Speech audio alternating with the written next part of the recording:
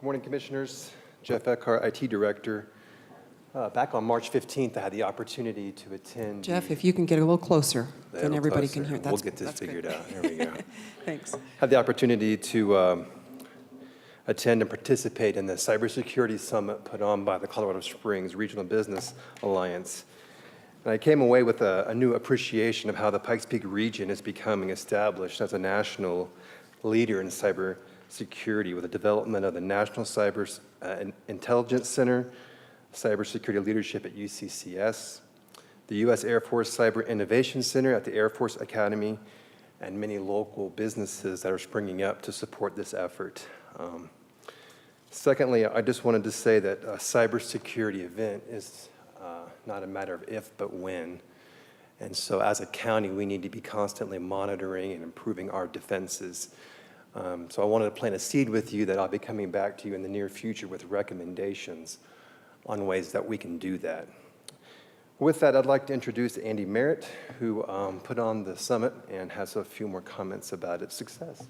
Thank you, Jeff, and we thank you for your participation in the event. And let me start by thanking you, Commissioners, for the opportunity to present to you today, but also specifically thanking you because the event wouldn't have happened without the support of the county, and very specifically Commissioner Sally Clark and Administrator Mr. Yankowski, both of whom made critical connections to Department of Homeland Security that played a big part in the event. So I wanted to share with you quickly. I will go through fairly fast. I know you have a full agenda, so I will go through fairly fast. Happy to take any questions or any follow-ups afterwards with more detail. So a couple things on the event. Just a quick general summary. We had 190 attendees, which we were quite pleased with, and they represented a very broad cross-section. They were professionals from cyber companies here in town, but also people, professional cyber staff from Colorado Springs, the county itself, Fountain, other communities here locally, Colorado Springs Utilities, to companies that need cyber services, healthcare companies, other companies like that that have cyber challenges. If you haven't seen in the press, there's a lot of press around ransomware attacks on the health industry. There was a celebrated case at the beginning of the year in California, but they are happening. I just saw a story yesterday that those kind of attacks are happening more and more routinely, and they are seeking ransom to get your records back for your institution. So the threats just continue to grow. And what we really tried to achieve was just bringing everybody together here locally and getting folks talking to each other. One attendee who's in the cyber business commented to me that he said, I looked around the room and he goes, I don't know 90% of the people in this room, but I need to know all these people. And so that's what we were trying to achieve. So we really only marketed the event locally. But one of the interesting things you'll see later is the participation actually was much broader than just our region. On the slide I point out, there were companies that came, and we didn't market it beyond our region, but companies that came from far away places like California and North Dakota, cyber companies. What we picked up from that and talking to those companies is they are hearing about what's going on in Colorado Springs through a variety of outlets. And they're interested. They're recognizing that there are some pretty unique and amazing things happening here, and they want to be a part of it.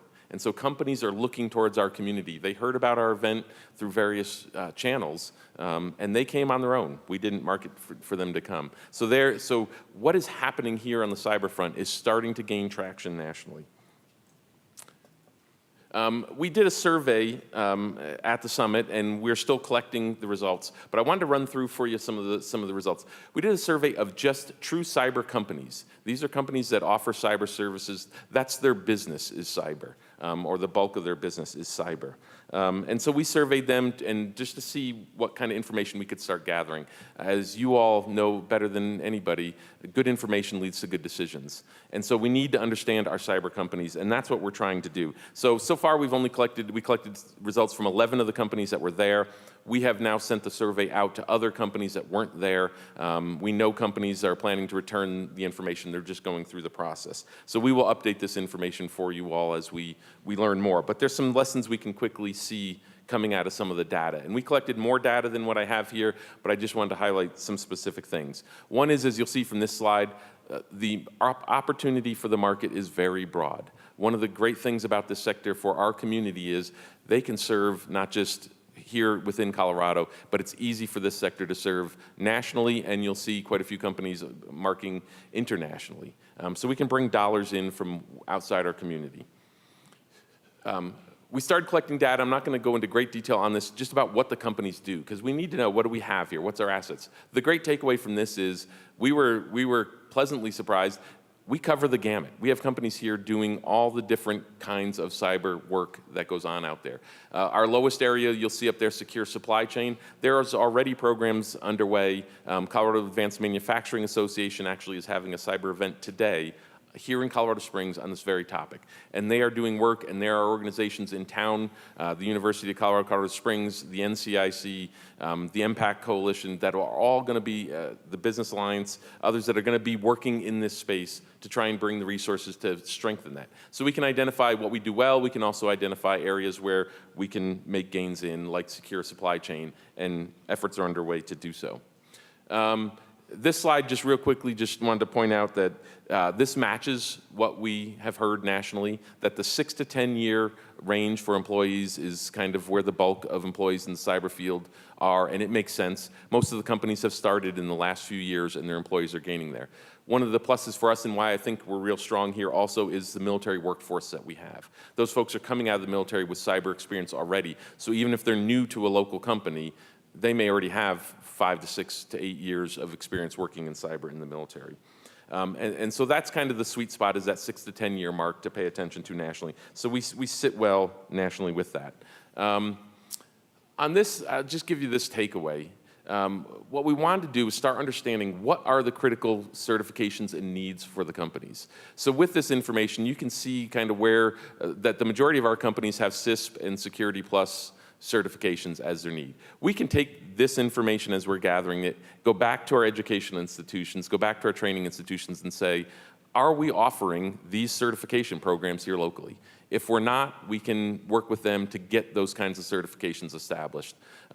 These were the ones we asked, but you'll see on the little bottom note, we started getting feedback of a whole lot of other certifications that matter to industry, which we can start digging into and exploring. And again, seeing, are we offering what industry needs? So we as a community can match the needs of the industry. No surprise here, military background is big in this community. The majority of our companies, 50% or more of their employees have a military background. That is an asset we have leveraged, but not to the extent we can as a community. So there are a number of organizations here working through the Pikes Peak Community Partnering Initiative with the military bases to develop programs and develop the tracking of information about who these men and women are coming out of the military, what their backgrounds are, what their certifications are, so we can better connect them to the cyber companies in town. So there are already efforts underway to address this, but it's a critical asset for us as we grow our cyber community. Not just for the defense cyber companies, because not all these companies were defense cyber companies. Some of them are pure commercial cyber companies, but that military workforce still has value to them. A couple other things. What happened at the summit was a lot of great connections were made. People connecting, as I mentioned that one comment earlier, people connected to folks that they just didn't know. Companies they didn't know, people that they didn't know, people like Jeff that were there, and thank you for Jeff's participation. Able to connect with people that are going to be able to both provide partnership opportunities, but leverage capabilities and strengths that they just didn't know were here. People learned about what's going on. There are a lot of great cyber things happening in this town, some of which Jeff mentioned, but things like the WCX, other programs that are going on that as a community, people just don't broadly know. So we'll be able to we've already been able to better connect some of that stuff. And some of those opportunities, some of those developments that are occurring just weren't connected to other developments in town. The WCX, for example, needed to be better connected with the NCIC. And so those relationships are being built and are happening. A few next steps for you. One of the comments we got and was echoed by many people there is there's a lot of cyber events going on in this town, and you all probably get invitations to a lot of them. But nobody really knows what other groups are up to. And so can we, and we are going to undertake this task, can we create a unified cyber community calendar? A place where you can go and look at one calendar for cyber events in Colorado Springs and Pikes Peak region and be able to find out. Because there are 5 cyber events happening within the next 4 weeks here in town. There's one today that I mentioned. There's another one tomorrow. There's another one on April 4th. These folks aren't talking to each other, and we are guilty of that as well as these other groups. And so they end up stepping on each other, or they miss out, more importantly, on partnering opportunities. So we identified through the summit some great partnering opportunities for us with groups like AFCEA and ISSA here in town, that we can do some cyber events together instead of each of us doing individual cyber events. So we will be pushing that forward.